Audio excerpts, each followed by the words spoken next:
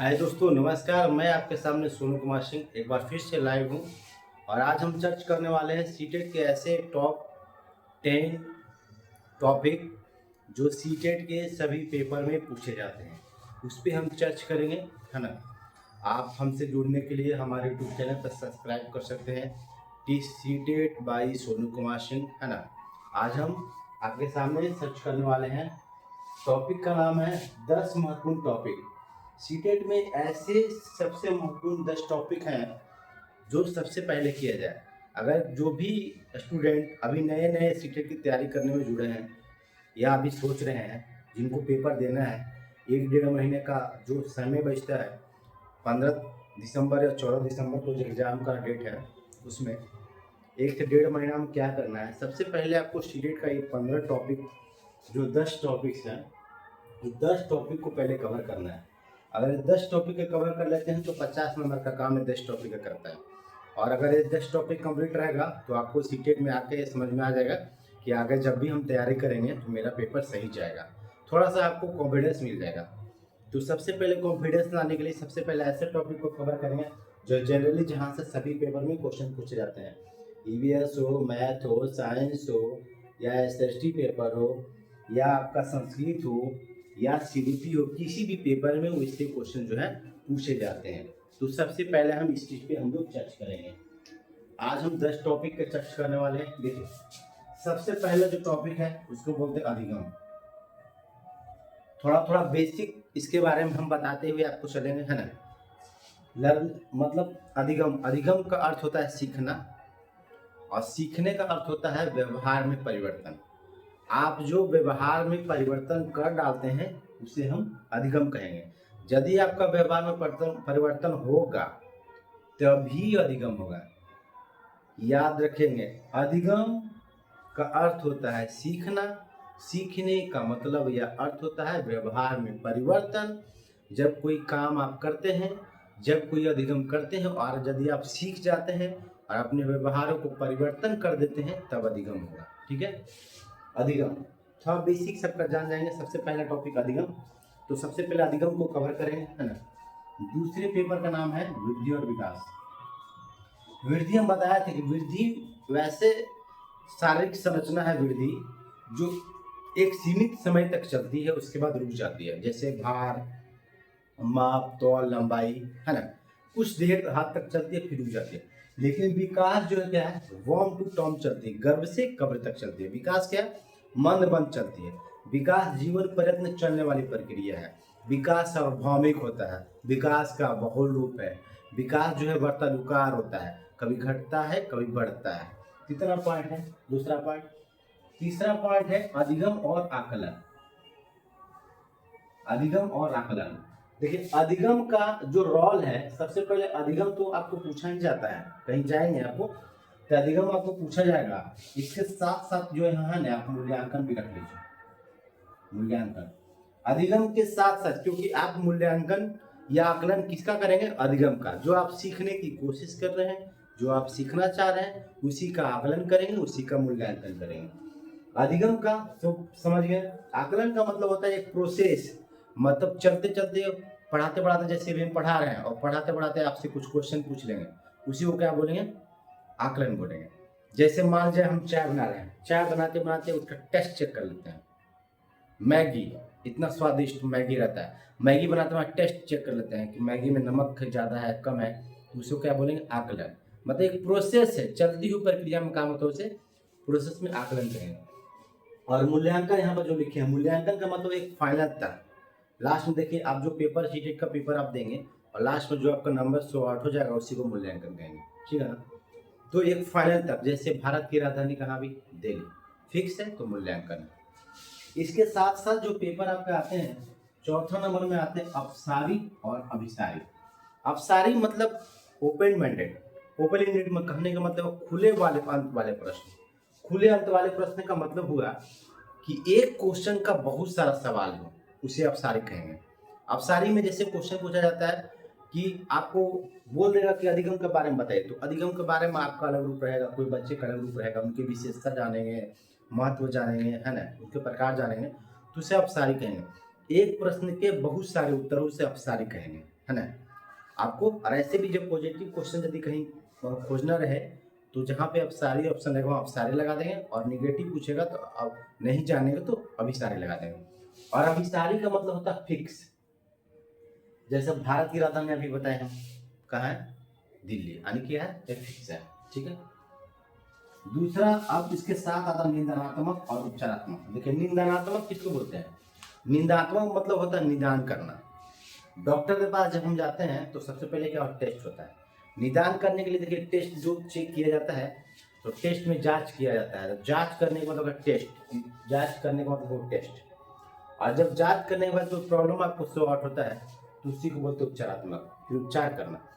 Problem था, मेरा बुखार था, डॉक्टर ने बताया और उसको ठीक करने के लिए डॉक्टर ने मुझे उपचार में क्या दिया, दवाई दिया, उसी को बोलेंगे उपचारात्मक। इसमें क्वेश्चन ऐसे बनता है, बोल देगा आपको कि अधिगम करते समय कोई बच्चा अधिगम कर रहा और उससे कोई प्रॉब्लम आ जाता है, समस्या आ जाता है, तो उसे कौन सा कहेंगे, समस्या आ जाएगा तो निंदात्मक। कोई बच्चा अधिगम करते हुए कोई मैथ का पेपर में या साइंस का पेपर में फंस जाता है तो उसके फंस जाने के बाद वो समस्या का समाधान ढूंढ लेता है, उसे क्या कहेंगे, उसे उपचारात्मक कहेंगे। निंदात्मक मतलब समस्या, निंदात्मक का जनरली रूप जानिएगा समस्या, है ना। और इसका उपचारात्मक का मतलब होता है समाधान, ठीक है। आने की समस्या और साथ में पूछ देगा, कोई भी अधिगम करते समय या पढ़ते समय या सीखते समय, कोई हम काम करते समय हमसे गलतियां हो जाती है या गलती हो जाती है तो उसे हम निंदात्मक करते हैं, और गलती होते समय यदि उसको सुधार करने की हम कोशिश करते हैं उसे हम उपचारात्मक कहेंगे, ठीक है। निंदात्मक और उपचारात्मक। आगे जो पॉइंट आता है वो आता है एनसीएफ। देखिए एनसीएफ का नेशनल करिकुलम फ्रेमवर्क, है ना, राष्ट्रीय पाठ्यचर्या रूपरेखा। एनसीएफ एक सिलेबस है, क्या है एनसीएफ, एनसीएफ एक सिलेबस है ना। इसमें क्या है, एनसीएफ से सभी में क्वेश्चन पूछा जाता है, मैथ हो, इंग्लिश हो, हिंदी हो, सीडीपी हो। तो सीडीपी का सबसे इम्पोर्टेंट टॉपिक माना जाता है, जो कि सभी में एनसीएफ को पढ़ लेंगे। एनसीएफ के जो अभी अध्यक्ष हैं, एनसीएफ के जो अध्यक्ष हैं प्रोफेसर यशपाल हैं, और इनके जो निर्देशक हैं वो कृष्ण कुमार है। आगे इसमें हम पढ़ेंगे तो एक आपका फोर्थ एनसीएफ हो जाता है ना। पहली एनसीएफ जो आया था 1975 में आया था, दूसरी एनसीएफ जो आया था 1988 में आया था, तीसरी एनसीएफ जो आया था 2000 में आया था, और चौथी एनसीएफ जो है 2005 में आया। आने कहते हैं एनसीएफ कितना एनसीएफ है, एनसीएफ चौथा है। देखिए ऐसा बेसिक तरीके से आप जानेंगे ना, बहुत आसानी समझ में आएगा। कोई भी टॉपिक जितने भी मैं बताऊंगा आपके सामने यूट्यूब पे, इतनी गारंटी के साथ मैं कह सकता हूँ, ये मुझे अपनी जिम्मेदारी, मैं कोशिश करता हूँ मैं जो भी बताऊंगा आप ऑटोमेटिक सीख जाएंगे। एक बार मैं जो भी पेपर में आपने यहाँ पे 20 मिनट या 10 मिनट हमारे वीडियो से जुड़े, मैं जो भी बताऊंगा आपकी लैंग्वेज बताऊंगा और आसानी से आप सीखेंगे, ठीक है ना। तो चौथा एनसीएफ चल रहा है। आगे हम वाइगोस्की आते हैं। वाइगोस्की के बारे में माना जाता है कि वाइगोस्की जो है रूस के मनोवैज्ञानिक थे। वाइगोस्की रूस के मनोवैज्ञानिक थे। वाइगोस्की ने सामाजिक संस्कृति का सिद्धांत दिया। वाइगोस्की ने ही बताया जेड पीढ़ी के बारे में, जिनको बोलते हैं जोनल प्रॉक्सिमल डेवलपमेंट। वाइगोस्की ने स्कैफोल्डिंग के बारे में बताया, जिनको बोलते हैं पाया ढांचा। वाइगोस्की का नाम था कि जो बच्चे हैं वो अंतः क्रिया करके इंटरेक्ट कर सीखते हैं, एक दूसरे को जोड़ के सीखते हैं, है ना, समूह में सीखते हैं, उसे वाइगोस्की ने बताया था। वाइगोस्की का भाषा के क्षेत्र में कहा था कि पहले भाषा आती है, बाद में क्या आती है, विचार आती है, ठीक है ना। तो पढ़ लेंगे, इतना सारा टॉपिक है। आगे हैं जो जीन पियाजे। जीन पियाजे जो थे स्विट्जरलैंड के निवासी थे। जीन पियाजे स्विट्जरलैंड के निवासी थे। जीन पियाजे का जन्म 9 अगस्त 1896 ईस्वी को हुआ था, है ना, स्विट्जरलैंड में। जीन पियाजे ने संज्ञानात्मक विकास का सिद्धांत दिया, कॉग्निटिव डेवलपमेंट का विकास दिया। जीन पियाजे का कहना था कि जो बच्चे जो विकास करते हैं वो एज के माध्यम से विकास करते हैं। क्वेश्चन आता है कि एज के माध्यम से किसने विकास किया। जिनका जीन पियाजे का कहना था जैसे जैसे बच्चे का उम्र बढ़ता जाता है वैसे वैसे उनका डेवलप विकास होते जाता है, बाद में क्या होता है, परिपक्व हो जाता है। जीन पियाजे की 4 अवस्थाएं हैं, संवेदी पेशीय, है ना, पूर्व संक्रियात्मक, मूर्त संक्रियात्मक और अमूर्त संक्रियात्मक। जीन पियाजे ने अनुकूलन दिया, जीन पियाजे ने संतुलन दिया, जीन पियाजे ने आत्मसातीकरण दिया, जीन पियाजे ने आपको समायोजन दिया, जीन पियाजे ने स्कीमा दिया, जीन पियाजे ने स्कीम्स दिया। इतना बात आपको जीन पियाजे ने दिया। जीन पियाजे का कहना था कि बच्चे जो विकास करते हैं वो पहले स्टार्टिंग में 0 से स्टार्ट करते हैं और बाद में क्या होता है वो परिपक्व हो जाते हैं, ठीक है ना। तो जीन पियाजे का ऐसे आपको टॉपिक है। जीन पियाजे का कहना होता है बच्चे सक्रिय खोजकर्ता होते हैं, नन्हा वैज्ञानिक होते हैं, है ना। तो ऐसे जीन पियाजे ने बताया। बेसिक थोड़ा सा बात अभी हम आपको बता देते हैं, थोड़ा थोड़ा हर एक टॉपिक से आप जानेंगे अच्छे तरीके से, है ना। नेक्स्ट पॉइंट जो हमारा आता है ब्लूम।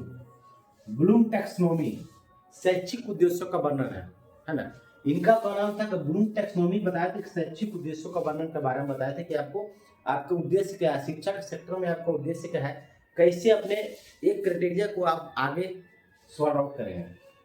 ब्लूम ने 3 बताया थे, 3 सेटअप के बारे में बताया। कैप इसका ट्रिक है, आगे हम पढ़ाएंगे आपको। कॉग्निटिव, अफेक्टिव, साइकोमोटर 3 बताए थे। मतलब कहने का मतलब संज्ञानात्मक, भावात्मक और क्रियात्मक 3 पक्ष के बारे में बताया। 3 एचआर से इनको डिनोट करें। पहले एचआर से हेड, दूसरे एचआर से हट और तीसरे हेड होते सिर है हाथ करेंगे। तो इनका ट्रिक बाय ट्रिक हम जानेंगे, आगे चाहेंगे था ना। 3 एचआर से करते हैं। आगे आता है समावेशी शिक्षा, बाल केंद्रित शिक्षा, प्रगतिशील शिक्षा, ये तीनों आता है। समावेशी शिक्षा का मतलब क्या है, सबका साथ और सबका विकास। सभी बच्चों को एक जगह रखेंगे, सभी बच्चों को समान सोचेंगे, किसी से किसी बच्चों को तुलना नहीं करेंगे, है ना। और एक प्रगतिशील शिक्षा, बाल केंद्रित, बालक के अनुसार शिक्षा प्राप्त करना, बाल केंद्रित। प्रगतिशील शिक्षा, प्रोग्रेसिव एजुकेशन, कहने का मतलब हुआ इसको किसने दिया था, जॉन डीवी ने दिया। जॉन डीवी कहने वाले थे, जॉन डीवी संयुक्त राष्ट्र अमेरिका के रहने वाले निवासी थे, उन्होंने ही बताया था इनके बारे में। तो ऐसे पॉइंट है। अभी हम 10 टॉपिक के बारे में बताएं, है ना।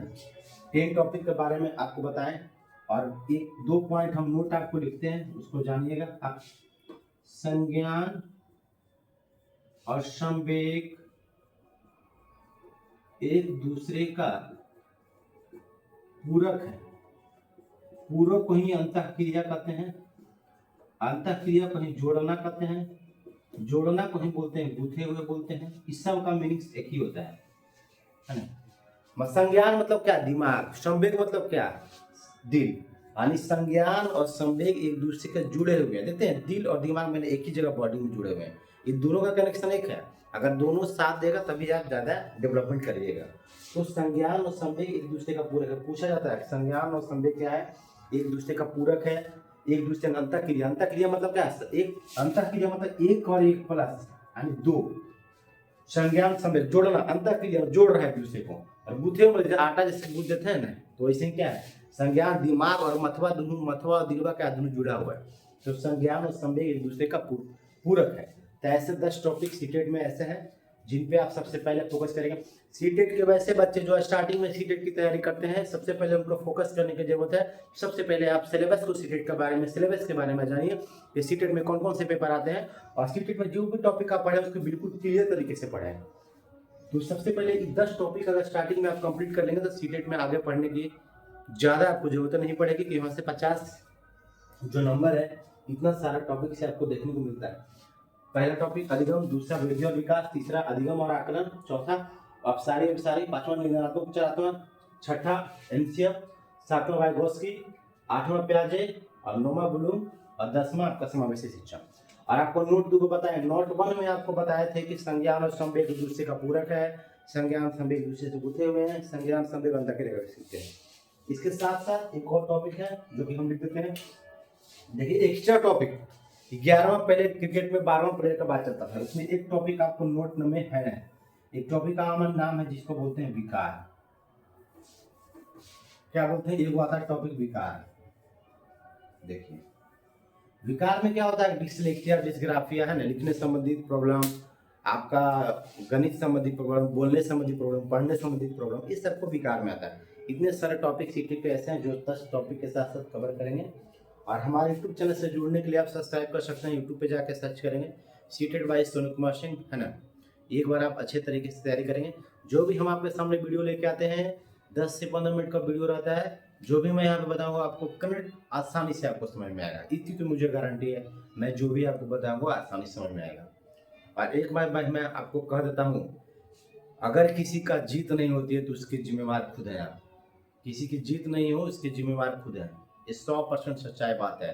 जीत करने के लिए, जीत जाने के लिए सबसे पहले अपने आप खुद को प्रिपेयर करिए, खुद के लिए तैयार करिए, 100% दीजिए और जीत आपकी पक्की होगी। सीटेट में आप सभी लोग क्वालिफाई करेंगे, है ना। एक एक पार्ट्स को पढ़ेंगे और मैं आपके सामने सोनू कुमार सिंह।